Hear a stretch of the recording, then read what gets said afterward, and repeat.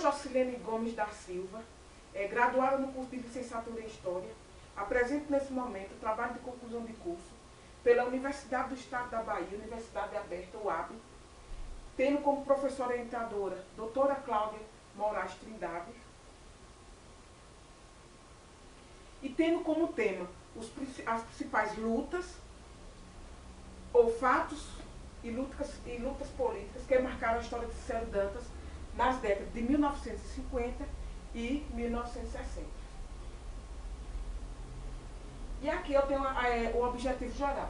Meu principal objetivo geral foi analisar os principais fatos e lutas políticas que marcaram a história de Cicero Dantas nas décadas, tanto na década de 50 como na década de 60. E analisar as relações do padre Renato Galvão com a sociedade civil e política, no âmbito local, estadual e nacional. E compreender também, demonstrar os possíveis impactos e razões que levaram o padre Renato Galvão a disputar as eleições pelo PSD em 1962.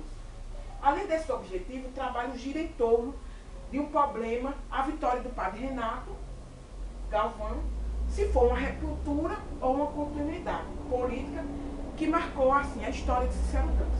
Então eu venho aqui, através desse trabalho de conclusão de curso, procurar os principais fatos, lutas políticas que marcaram a história da região. E tenho como os objetivos específicos conhecer como vivia a sociedade cicero-dantense no início da década de 1950 e na década de 1960. Também compreender a importância do desenvolvimento da região e sua história. Como se desenvolveu a região, como foi essa história, apesar que, assim, a história do município é muito resumida, mas... E também o próximo objetivo é propor discussões através da diversa situação sobre a importância do padre Renato Galvão para a região. Qual foi essa importância que o padre Renato Galvão trouxe para a região nessas décadas, de 1950 e 1960. E a metodologia. Pesquisa em alguns arquivos escritos, sendo sobre a origem, como se desenvolveu o município, através de pesquisa bibliográfica, com atas e registros da Câmara Municipal de Cicero Dantas, a Fundação Clemente Marian, a carta para o Barão de Jerônimo Abdo, que seja a carta para Dantas Júnior, e também o livro de tombo que se encontra na matriz da Igreja Católica do município, como também o livro de Thelma Antonieta, que fala sobre os Montes do Boqueirão. E ainda o de Oswaldo Salles, 100 anos da história de Cicero Dantas. Origens e povoamento. Como se deu essas origens e povoamentos no município de Cicero Dantas? No início do século XVII, a região de Itapicuí continuava terra dos índios. Porém, foi naquele século que se distribuíram as 6 marias no sertão da Bahia, com a expressão da pecuária e o combate aos indígenas. Aos poucos, os vários 6 marias ocupavam o Nordeste baiano. Como seu gado, a família Garcia Dávila, tornava-se aos poucos grandes senhores dessa região. Importante destacar o papel dos jesuítas, com seu trabalho de catequizar os índios, mandavam missionários para a região e eles formavam aldeias. Então, como começou a história do Brasil, também aqui na nossa região, teve o maior índice dos índios quiriris na região, que se transformou essas origens e o povoamento da região. A primeira na região foi o Maçacará, em 1639, com os índios quiriris, como citei anteriormente. Nas proximidades da Serra do Boqueirão, lugar que posteriormente fazia parte da Vila do Bom Conselho dos Montes do Boqueirão, vivia uma tribo denominada Quiriris. Os Quiriris se espalharam pelo interior do sertão e do estado de Sergipe, Bahia.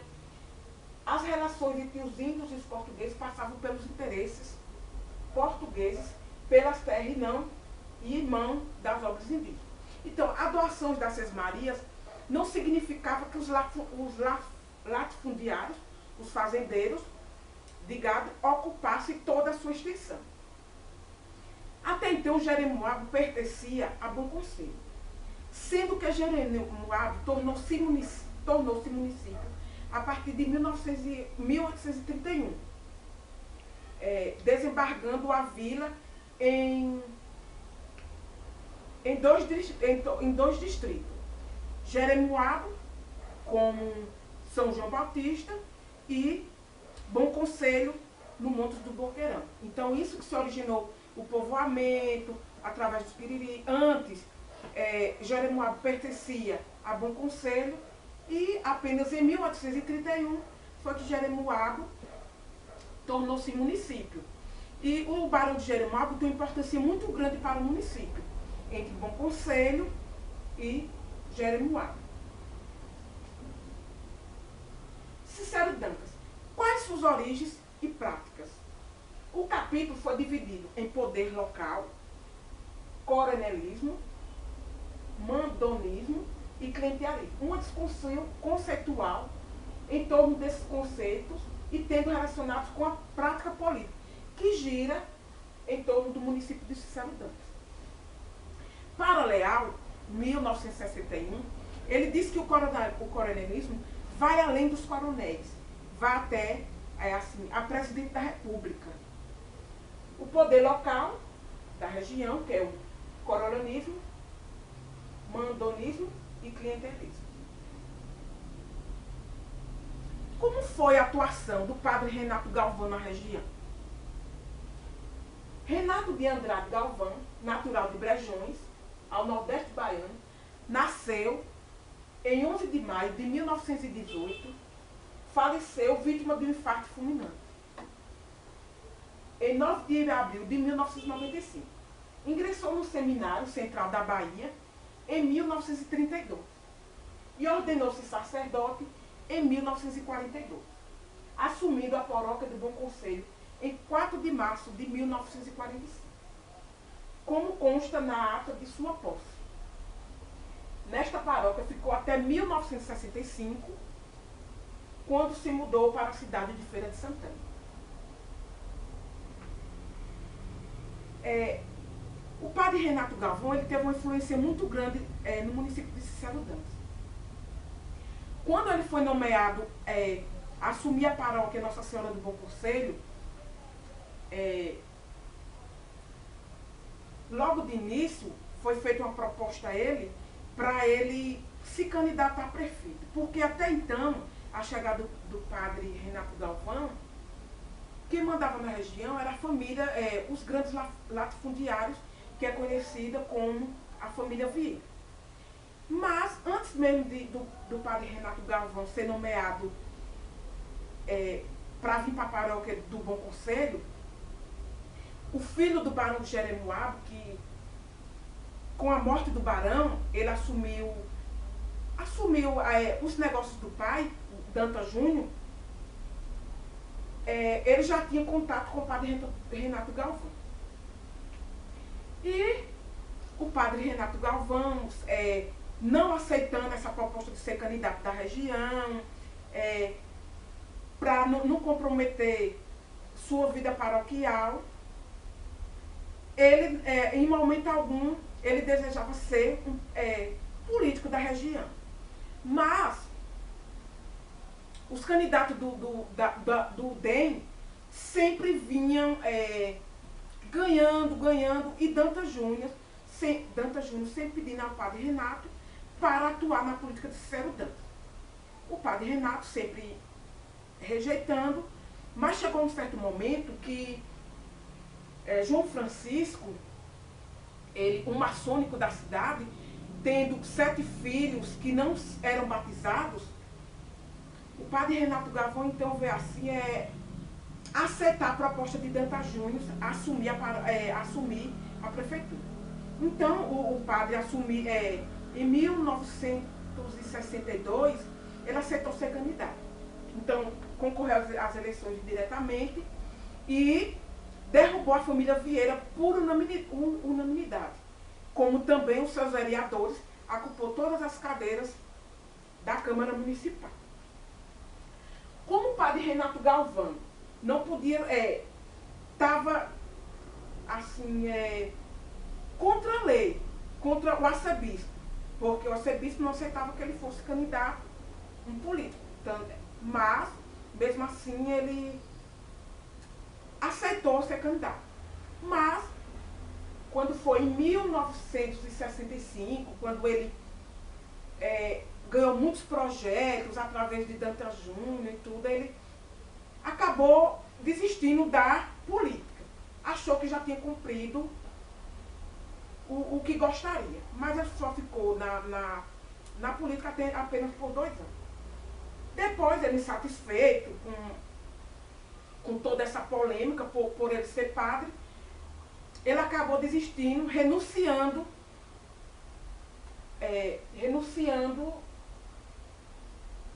da prefeitura. Aí enviou essa carta, o padre Renato Galvão enviou essa carta para o município, como também para Dantas Júnior, que era o forte que colocou ele na política. Então ele enviou essa carta pedindo a renúncia da prefeitura.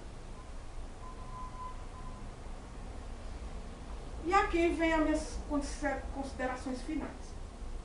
Com esta pesquisa, a partir da fonte apoiada da bibliografia, compreender a importância do desenvolvimento da região, dos Montes do Boqueirão, chega-se à hipótese que a eleição de 1962, com a vitória do padre Renato, que logo após, em 1965, ele voltou à Feira de Santana, renunciando ao cargo, não representou uma ruptura na política local no município de Sertão.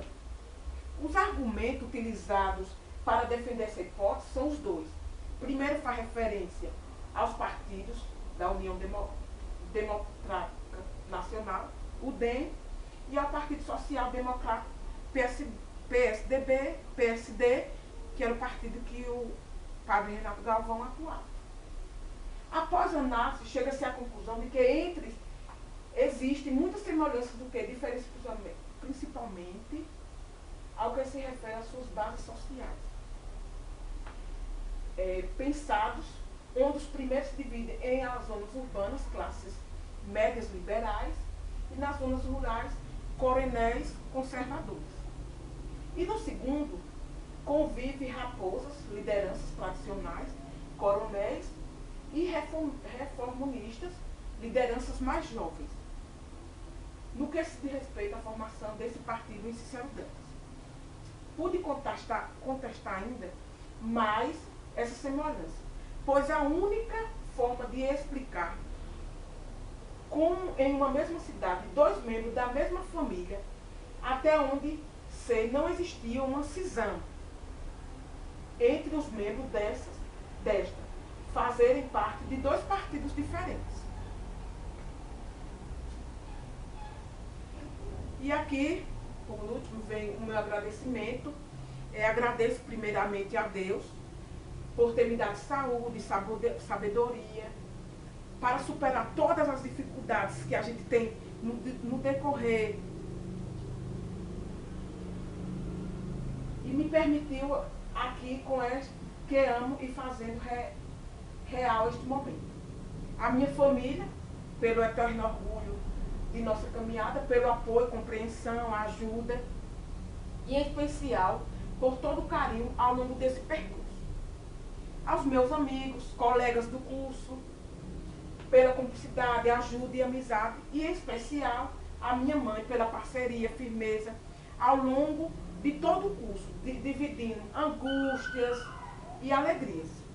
Ao tutor Ambrósio Gama, pela parceria, incentivo e orientações. E também agradeço a minha orientadora, doutora Cláudia Trindade Moraes, por sua dedicação e paciência, tornando possível este trabalho.